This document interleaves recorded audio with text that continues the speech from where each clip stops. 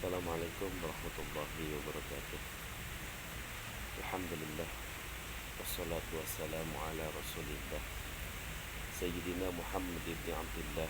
La hawla wa la quwata illa billah. Amma ba'du. Puji syukur kita panjatkan kehadirat Allah subhanahu wa ta'ala. Salawat beserta salam semoga tetap tercurahkan kepada baginda alam Habibana wa Nabiyana Muhammad sallallahu alaihi wasallam, kepada para keluarganya, para sahabatnya, dan kepada seluruh umatnya hingga hari kiamat nanti.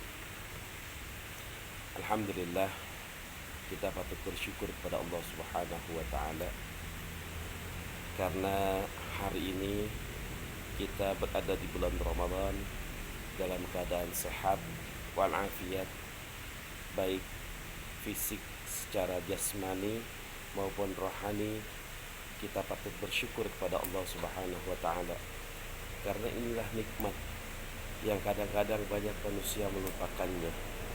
Kadang-kadang banyak manusia lalai, terlena dengan kehidupan yang padahal ini merupakan karunia yang harus kita balas kepada Allah subhanahu wa ta'ala dengan bentuk ibadah, bentuk kebaikan. Ini tentu akan memicu kita menjadi manusia yang lebih baik. Kesehatan ini jangan disia-siakan. Banyak orang yang menyia-nyiakan kesehatan sehingga mereka lupa bahwa pada akhirnya mereka akan kembali pada Allah subhanahu wa ta'ala. Hadirin yang dimuliakan oleh Allah subhanahu wa ta'ala, hari ini kita sedang berpuasa. Dalam bahasa Qur'annya adalah saum. Kita diwajibkan oleh Allah subhanahu wa ta'ala menjalankan ibadah puasa full 1 bulan. Puasa secara bahasa adalah imsak, menahan diri dari sesuatu yang membatalkan pahala puasa, membatalkan puasa, membatalkan pahala puasa.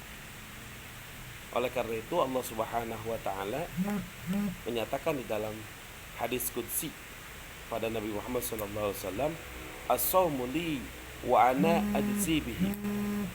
Puasa itu adalah untukku dan aku yang akan membalasnya. Ini merupakan salah satu hal yang luar biasa. Salat untuk kita, sedekah kembali kepada kita, puasa untuk Allah dan Allah yang akan membalasnya. Oleh karena itu tidak bisa main-main. Puasa melatih kejujuran. Bagaimana orang-orang yang melakukan ibadah saum, ibadah puasa, dilatih kejujurannya. Bisa saja dia mengatakan saya sedang berpuasa padahal sudah makan, sudah minum, berbohong. Banyak orang-orang yang sekarang sudah tidak melakukan puasa padahal alasannya itu tidak secara syar'i, ya. Bukan alasan yang dibenarkan oleh agama. Orang yang berpuasa di bulan Ramadan kan wajib hukumnya. Tapi ada orang yang memang tidak tidak boleh diizinkan untuk tidak berpuasa. Boleh. Siapa? Contoh orang yang sakit, orang yang dalam perjalanan, yang tidak ada maksiat di situ. Itu boleh. Anak kecil yang belum balik, boleh. Jadi kalau saat ini ada orang-orang yang pagi hari jam 9 sudah merokok, sudah minum, ya, sudah nongkrong di warteg. Di pinggir jalan itu kan suka ada warteg. Mungkin wartegnya tidak salah karena dia menyediakan untuk orang yang berjalan, orang yang dalam perjalanan. Tapi perjalanan yang dimaksud itu bukan perjalanan dari kota itu, pergi dari kecamatan ke satu kecamatan, bukan. Tapi dari tempat yang satu ke tempat yang lain dengan jarak yang sudah diperhitungkan, ada syaratnya. Oleh karena itu hati-hati. Kita dilatih dengan berpuasa ini untuk jujur, untuk mempunyai rasa yang luar biasa, melatih diri hati kita. Allah subhanahu wa ta'ala sudah berfirman di dalam Al-Quran, a'udzubillahi minasyaitonirrajim, bismillahirrahmanirrahim. Ya ayyuhalladzina amanu kutiba alaikumusiyam kama kutiba alal ladzina min qablikum la'allakum tattaqun. Allah telah mewajibkan puasa sebelum kita itu sudah diwajibkan. kepada orang-orang terlebih dahulu daripada kita, sebelum kita. Tujuannya apa? Supaya kita ini menjadi orang-orang yang bertakwa. Apa itu bertakwa? Orang bertakwa itu kepada Allah Subhanahu wa taala, orang yang dia punya rasa takut kepada Allah. Saat ini banyak orang yang merasa dirinya tidak takut kepada Allah Subhanahu wa taala. Orang yang senantiasa merasa dirinya tidak takut kepada Allah Subhanahu wa taala adalah orang yang sombong. Orang yang tidak pernah mau mengintrospeksi siapa dirinya. Padahal la haula wala quwata illa billah. Tidak ada daya dan kekuatan kecuali karena pertolongan dari Allah Subhanahu wa taala. Hadirin yang dirahmati oleh Allah Subhanahu wa taala, Rasulullah sallallahu alaihi wasallam bersabda, "Lis-shaimi farhatani." Untuk orang yang berpuasa itu ada dua kebahagiaan. Yang pertama adalah kebahagiaan ketika dia berbuka puasa. Bayangkan, orang yang berpuasa itu lihat air putih aja, aduh, ngilernya luar biasa. Kayaknya bahagia banget. Tapi ketika tidak puasa biasa-biasa saja air bening itu, air putih itu. Tapi ketika berpuasa, lihat betapa Allah Subhanahu wa taala memberikan kebahagiaan kepada kita. Ya, ketika waktunya berbuka, ada banyak makanan sudah disediakan. Hati-hati jangan sampai salah, ya. Ketika berbuka puasa, ketika mendengar sudah waktunya azan, ketika mendengar azan, batalin dulu puasanya. Doa Allahumma lakas sumtunya setelah itu. Jadi kalau dipraktekin azan, Allahu Akbar, Allahu Akbar, azan, kita batal. Allahumma barik lana fima razaqtana minum. Bismillahirrahmanirrahim. Minum. Setelah minum, baru kemudian Allahumma lakasumtu wa bika amantu wa ala rizkika aftartu bi rahmatika ya arhamar rahimin. Begitu. Jadi ketika kita sudah berbuka membatalkan puasa kita, kita serahkan pahala puasa itu kepada Allah Subhanahu wa taala. Kita serahkan puasa kita itu kepada Allah Subhanahu wa taala. Allahumma lakasumtu, ya Allah, aku serahkan kepadamu puasaku. Wa bika amantu, dan hanya kepadamu kami beriman, kepadamu ya Allah aku beriman. Wa ala rizkika aftartu, dan atas apa yang telah Engkau anugerahkan kepada kami rizki, aftartu kami berbuka bi rahmatika ya arhamar rahimin. Itu teknik, ya, cara berbuka puasa. Dan ketika berbuka puasa santai, tidak usah gerasak gerusuk, semuanya di mulut, itu balas dendam, tidak baik. Ya, ini Rasulullah sudah mencontohkan bagaimana mengambil yang manis. Ya, itu dari ilmu kesehatan mungkin ada pengaruh, gitu ya. Bukan mungkin, insya Allah ada pengaruhnya. Kenapa tidak langsung makan yang cabai, yang pedas, wah langsungnya asinan, wah jangan. Perutnya masih kosong, belum siap, ya. Karena di dalam perut ini banyak organ-organ yang memang harus kita jaga. Supaya apa? Kembali lagi tadi, kita selalu sehat walafiat. Itu yang pertama. Jadi untuk orang yang berpuasa itu ada dua kebahagiaan. Satu adalah ketika berbuka puasa. Yang kedua adalah ketika kita bertemu dengan Allah Subhanahu wa taala. Hadirin jamaah yang dimuliakan oleh Allah Subhanahu wa taala, kita akan bertemu dengan Allah Subhanahu wa taala yaumil qiyamah nanti. Kita berharap Allah Subhanahu wa taala ketika bertemu dengan kita nanti itu dalam keadaan ridho. Bagaimana supaya kita diridhoi oleh Allah Subhanahu wa taala? Tangan kita bagaimana supaya Allah ridho? Mulut kita bagaimana supaya Allah ridho? Mata kita bagaimana supaya Allah ridho? Kaki kita bagaimana supaya Allah ridho? Semuanya bagaimana supaya Allah ridho? Bicara kita bagaimana supaya Allah ridho? Bergaul kita bagaimana supaya Allah ridho? Kenapa? Karena di hari kiamat nanti mulut yang biasa berbicara mungkin berbohong, pernah berbohong, ini tidak akan berbicara. Kenapa? Lihat, al-yawma nakhtimu ala afwahihim wa tukallimuna aydihim wa tashhadu arjuluhum bima kanu yaksibun.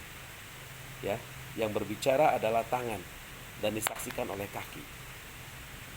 Oleh karena itu hadirin yang dimuliakan oleh Allah Subhanahu wa taala, hati-hati. Bagaimana mungkin tangan bisa berbicara? Bisa saja. Banyak sekarang buktinya di dunia sudah ada.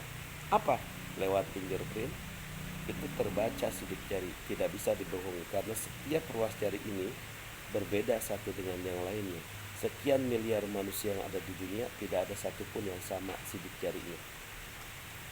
Inilah Allah Subhanahu wa ta'ala, zat yang maha agung, zat yang maha luar biasa, zat yang maha kuasa. Kaki, lihat bagaimana anjing pelacak bisa mencium kaki para penjahat. Kaki ini bisa diketahui, kaki ini bisa bicara. Dan yang paling penting adalah mesti kita yakini tidak ada yang tidak mungkin bagi Allah Subhanahu wa ta'ala. Semuanya mungkin. Tidak ada yang tidak mungkin. Semuanya mungkin. Mungkin kalau hukum bagi manusia ada sebab ada akibat, tapi bagi Allah tidak ada hukum sebab akibat. Semuanya insya Allah mungkin. Kata Allah sudah mengatakan kun fayakun. Jadi. Ada orang yang sudah divonis kan kanker stadium 4. Kata dokter kayaknya ini gak akan sembuh. Paling juga kalau bertahan 3 bulan, paling lama 1 tahun.